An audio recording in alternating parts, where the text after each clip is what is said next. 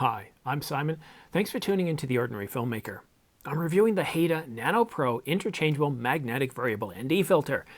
And yes, it is a bit of a mouthful, so I'm most likely going to refer to it as the Haida NanoPro for the rest of this review. Now, this review is broken into 3 parts. I'll unbox the product, showing you what comes with the Haida NanoPro. I'll explain how ND filters work, why we use them, and the results we can expect from them. Then, I'll show you footage of the Haida NanoPro and different stops it can achieve. If you like this review, please subscribe as it helps support this channel. Haida reached out to me a few weeks ago asking if I'd like to review their NanoPro magnetic variable ND filters. Well, I jumped at the opportunity. I've been using variable ND filters since this summer and, well, I've just fallen in love with them. Most variable ND filters screw into the lens, and the Haida NanoPro is no different in this regard. I am using a pre-production unit. The markings on the production unit will be slightly different from the ones in the final release. Pop off the lens cap and we're ready to screw the Haida variable ND filter into place.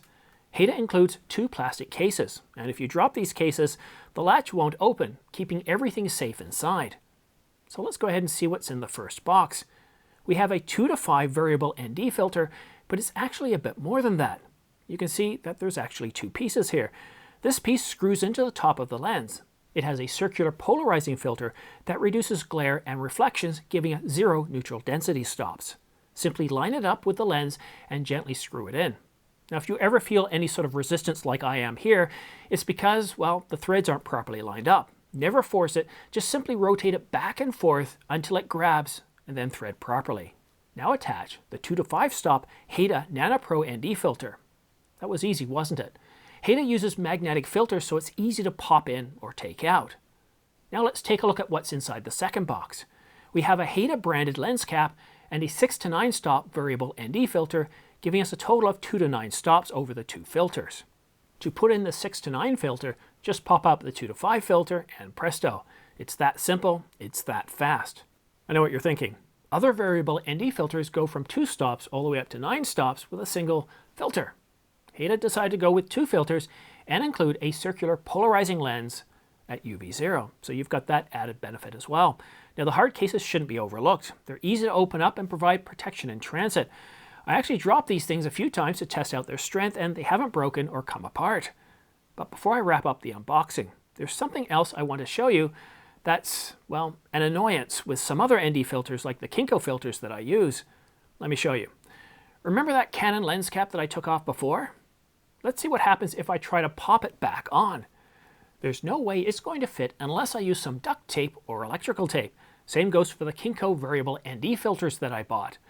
But Haida, they went ahead and supplied their own branded lens cap that fits perfectly over the variable ND filter. Well done, Haida. Definitely a nice touch indeed. It's clear that the Haida team has well thought out their products, adding value while offering an affordable solution. A variable ND filter uses 2 pieces of glass with each one polarized. Now, there's some sciencey stuff about chemical coatings and which I'm not going to go into. This isn't Gerald Undone. Now, the end result, and this is the most important thing here, is that the chemical coating restricts the amount of light that comes through based on how the filter is rotated. Now, as you twist the filter, you're rotating one piece of glass against the other, slowly reducing the amount of light that can reach the camera's sensor. By restricting the amount of light reaching the camera sensor, we're able to have longer shutter speeds. The Haida NanoPro allows us to adjust how long the exposure is without switching out filters, saving us time. It allows us to shoot in any bright scene without increasing the f-stop to something crazy like f22, keeping everything in focus. But most importantly, it's a creative tool, allowing us to separate the subject from the background regardless of lighting. For video, it helps us create a more cinematic look. You become less restricted. You're able to use any focal length at any f-stop during a bright sunny day that you choose. I shot this video earlier this summer. The sun was high and I was able to shoot at f2.2, completely separating myself from the background. The scene becomes less busy. Notice how my sun's separated from the background. Using variable neutral density filters changes how I shoot, and I've been using the Keynote variable ND filters for a few months and they work well. What's attracted me by the Haida filters is the circular polarizing UV0 filter and the magnetic drop-in filters. And of course, That lens cap, it couldn't have cost that much to produce, but it really makes life much easier. But before I close out, stay tuned as I walk you through how much background blur you can get with each ND stop using the RF 50mm f1.2 along with Canon 50mm. Once again, I'm in a top secret part of northern Canada, far away from civilization, miles from the nearest town. Winter's here with more snow on the way. I'm shaded by tall pines with the sun poking through in the background. It's partly cloudy, but very windy, so you can expect the clouds to be moving fast and the lighting to change throughout the segment. Now the lighting does add to that feeling of cold Arctic air with the sun far to the south. I should have an external light source on me, but I've only got an hour to shoot this and I don't have the village mirror here to assist me. I'm shooting on the Canon R5 with an RF 50mm f1.2.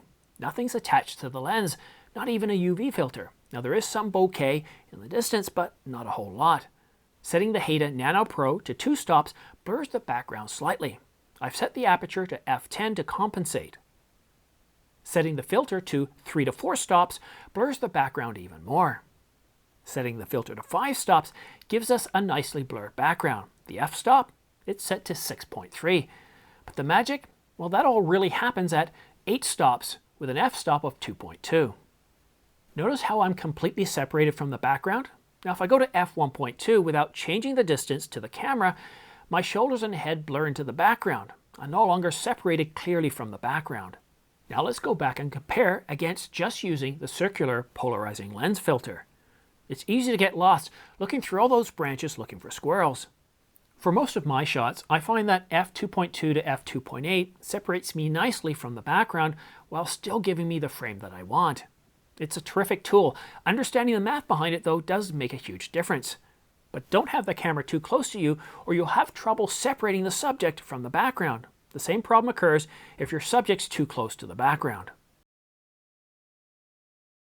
Some variable ND filters have a problem creating an X pattern.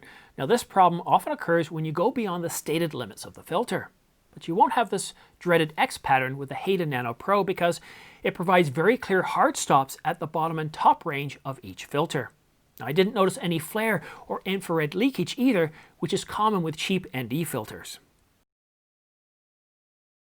Look, I'll be honest with you, if you're not using an ND filter, a variable ND filter, get one. You're not going to be disappointed. Every product does have its strengths and weaknesses. Now the Haida variable ND filters are magnetic, allowing you to quickly change them. And if you want to shoot without a filter, well, their variable filters pop out, leaving you with a CPL or circular polarizing lens filter.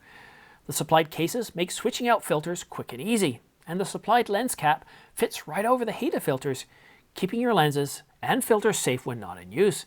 And if you're looking for a variable ND filter, consider getting the Haida NanoPro. But that's it for now.